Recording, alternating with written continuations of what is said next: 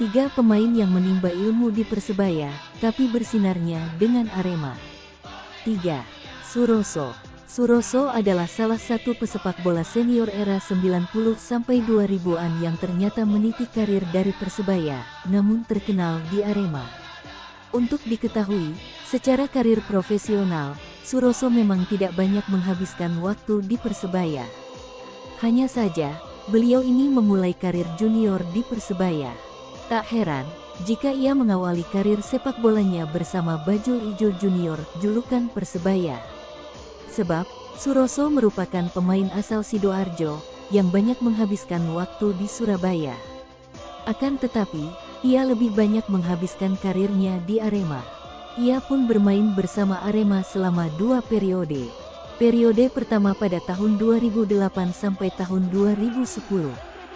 Kemudian, ia kembali ke Arema pada tahun 2014 sampai tahun 2015. 2. I Putu Gede Swisantoso. Beliau ini dikenal memiliki senyum yang ramah. Ya, dia adalah I Putu Gede Swisantoso. Meski berdarah Bali, I Putu Gede Swisantoso banyak menghabiskan masa kecilnya di Surabaya. Tak heran, I Putu Gede Swisantoso memulai karir sepak bolanya bersama Persebaya Junior pada tahun 1994 sampai tahun 1996. Setelah itu, ia memilih pindah dari Persebaya Junior dan melanjutkan karir ke tim Mitra Surabaya. Meski demikian karirnya cukup singkat di sana. Ia pun memutuskan memulai karir di Arema selama 2 periode, yaitu pada 2000 dan tahun 2005 sampai tahun 2006. Selama berkarir, ex-pelatih PSS Sleman ini sudah memberikan 2 gelar Piala Indonesia untuk Arema. 1. Charis Yulianto.